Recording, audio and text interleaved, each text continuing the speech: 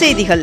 கன்னியாகுமரி முனையில் திருவள்ளுவர் சிலை வெள்ளி விழாவில் முன்னிட்டு 37 கோடி ரூபாயில் வள்ளுவர் சிலை மற்றும் விவேகானந்தர் பாறைக்கு இடையிலான கண்ணாடி இலை பாலத்தை முதலமைச்சர் மு.க.ஸ்டாலின் அவர்கள் வருகின்ற டிசம்பர் 30ஆம் தேதி திறந்து வைக்க உள்ளார். முன்னாள் பிரதமர் மன்மோகன் சிங் அவர்களின் இறுதிச் சடங்கு நாளை முழு அரசு மரியாதையுடன் நடைபெறும் என்று தெரிவிக்கப்பட்டுள்ளது.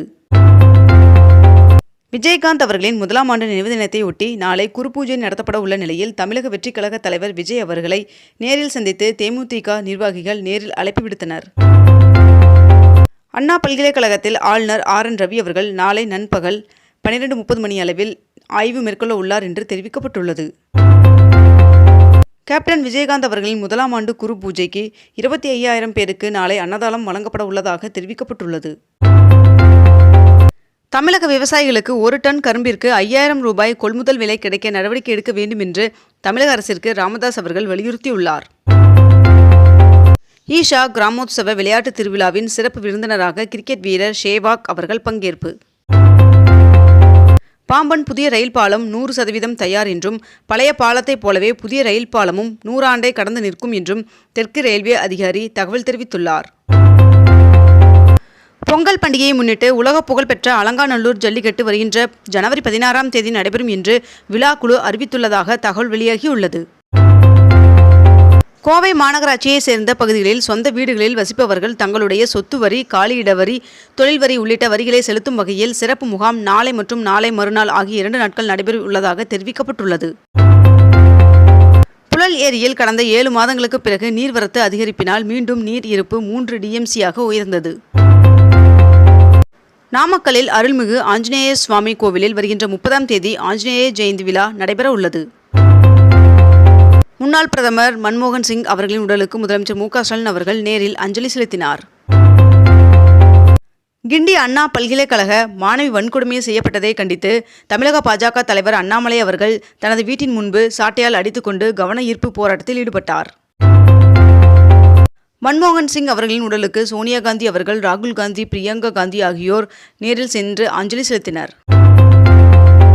கோத்தகிரி ஊராட்சி ஒன்றியத்தில் 3 ஊராட்சிகளில் 2 கோடியே 18 லட்சம் ரூபாய் மதிப்பில் வளர்ச்சி திட்டப் பணிகளை அம்மாவட்ட ஆட்சியர் ஆய்வு செய்தார்.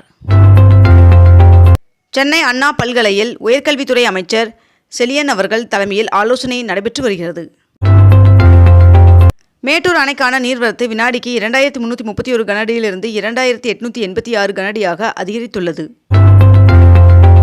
மறைந்த முன்னாள் பிரதமர் மன்மோகன் சிங் அவர்களின் உடலுக்கு பிரதமர் நரேந்திர மோடி அவர்கள், அமித்ஷா உள்ளிட்ட தலைவர்கள் அஞ்சலி செலுத்தினர். முன்னாள் பிரதமர் மன்மோகன் சிங் அவர்களின் மறைவின் காரணமாக 7 நாள் துக்கம் அனுசரிக்கப்படும் என்று மத்திய அரசு அறிவித்துள்ளது. சென்னையில் இன்று 22 கேரட் ஆபரண தங்கத்தின் விலை சவரனுக்கு 200 ரூபாய் அதிகரித்து 1 சவரன் 57,200 ரூபாய்க்கு விற்பனையாகிறது. அதேபோல் 1 கிராம் வெள்ளியின் விலை 100 ரூபாய்க்கு விற்பனை செய்யப்பட்டு வருகிறது. இந்திய எல்லைக்கு அருகில் உள்ள பிரம்மபுத்திரா நதியில் 11 லட்சம் கோடி செலவில் உலகின் மிகப்பெரிய அணை கட்ட சீனா திட்டமிட்டுள்ளதாக தகவல் வெளியாகியுள்ளது. சென்னையில் இன்று தனியார் துறை வேலைவாய்ப்பு முகாம் நடைபெறும் என்று சென்னை மாவட்ட ஆட்சியர் தகவல் தெரிவித்துள்ளார். போக்குவரத்து தொழிலாளர்களுக்கான 15வது ஊதிய ஒப்பந்த பேச்சுவார்த்தை இன்றும் நாளையும் நடைபெறும் என்று போக்குவரத்துறை தகவல் தெரிவித்துள்ளது. முன்னாள் பிரதமர் மன்மோகன் சிங் அவர்கள் நேற்று காலமானார். மன்மோகன் சிங் அவர்களின் மறைவிற்கு பிரதமர் நரேந்திர மோடி அவர்கள் இரங்கல் தெரிவித்துள்ளார். மயிலாடுதுறை மாவட்டத்தில் இன்று விவசாயிகள் குறைதீர் கூட்டம் நடைபெற உள்ளதாக தெரிவிக்கப்பட்டுள்ளது. உலக செஸ் சாம்பியன் பட்டம் வென்ற குகேஷ் அவர்களை நடிகர் ரஜினிகாந்த் அவர்களும் நடிகர் சிவகார்த்திகேயன் ஆகியோர் நேரில் அழைத்து வாழ்த்து தெரிவித்துள்ளனர். சென்னையில் ஓட்டுநர் இல்லாமல் மெட்ரோ ரயில் விரைவில் இயக்கப்பட இருக்கும் நிலையில் சோதனை ஓட்டம் தொடங்கியதாக தகவல் தெரிவிக்கப்பட்டுள்ளது. முத்தமிழ் அறிஞர் கலைஞர் அவர்களால் குமரிமுனையில் ஐயன் திருவள்ளுவர் அவர்களின் சிலை நிறுவப்பட்டு 25 ஆண்டுகள் நிறைவு பெற்றுள்ளதைத் தொடர்ந்து வருகின்ற 30ஆம் தேதி முதல் 1ஆம் தேதி வரை 3 நாட்கள் தமிழ்நாடு அரசு சார்பில் வெள்ளி விழா நிகழ்ச்சியை நடத்த ஏற்பாடு செய்யப்பட்டுள்ளதாக தெரிவிக்கப்பட்டுள்ளது.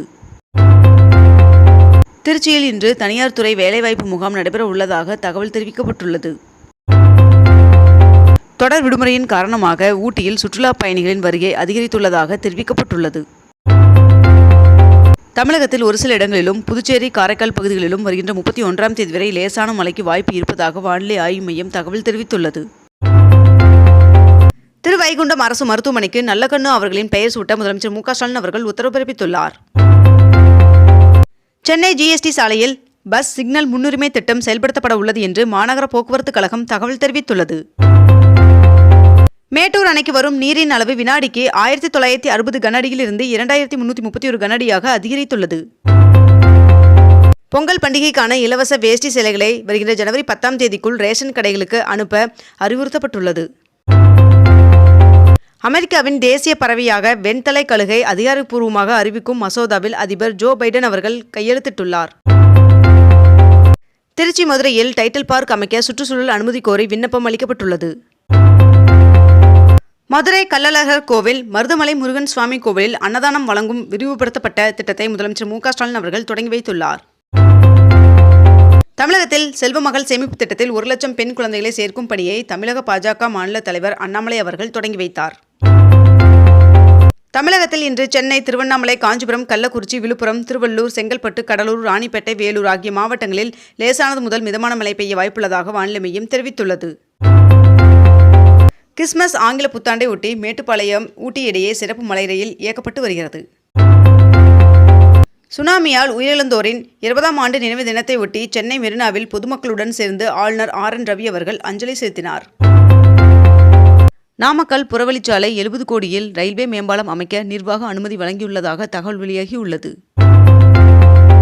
முன்னாள் பிரதமர் வாஜ்பாய் அவர்களின் பிறந்தநாளை முன்னிட்டு நினைவு அஞ்சல் தலை நாணயத்தை வெளியிட்ட பிரதமர் நரேந்திர மோடி அவர்கள் 44,605 கோடியில் செயல்படுத்தப்பட உள்ள கென் பெட்வா நதிகள் இணைப்பு திட்டத்திற்கு அடிக்கல் நாட்டினார்.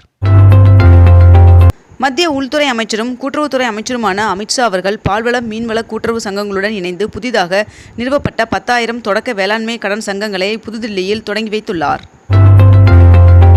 திருவல்லிக்கேணி, சிந்தாரிப்பேட்டை, அண்ணா சாலை ஆகிய பகுதிகளில் அதிவேகமாக சென்ற 33 இருசக்கர வாகனங்களை போலீசார் பறிமுதல் செய்தனர். கன்னியாகுமரியில் லேசர் ஒளியால் பல வண்ணங்களில் திருவள்ளுவர் சிலை ஜொலித்தது. பல்வேறு துறைகளில் சாதனை புரிந்த 17 சிறார்களுக்கு நிகழாண்டிற்கான பிரதமரின் ராஷ்டிரிய பால புரஸ்கார் விருதினை குடியரசுத் தலைவர் திரௌபதி முர்மு அவர்கள் வழங்கினார். சென்னையில் 5 நாட்கள் நடைபெற்ற உணவு திருவிழாவில் 3,20,000 பேர் வருகை தந்துள்ளதாகவும் 1,50,00,000 ரூபாய்க்கு உணவுகள் விற்பனையாகியுள்ளதாகவும் தகவல் தெரிவிக்கப்பட்டுள்ளது. திருவண்ணாமலையில் 2,668 அடி உயரமுள்ள மலை உச்சியில் இருந்து அண்ணாமலையார் கோவிலுக்கு மகா தீப கொப்பரை கொண்டு வரப்பட்டது. விண்வெளியில் விண்கலங்களை ஒன்றிணைக்கும் முக்கிய திட்டத்திற்கான ராக்கெட் ஏவுதல் வருகின்ற டிசம்பர் 30ஆம் தேதி செயல்படுத்தப்படும் என்று இஸ்ரோ தெரிவித்துள்ளது. இத்துடன் இன்றைய தலைப்புச் செய்திகள் நிறைவடைகின்றன. மேலும் இதுபோன்ற அண்மை தகவல்களை உடனுக்குடன் தெரிந்து கொள்ள அக்னிபூ சேனலை சப்ஸ்கிரைப் செய்து கொண்டு தொடர்ந்து இணைந்திருங்கள். நன்றி, வணக்கம்.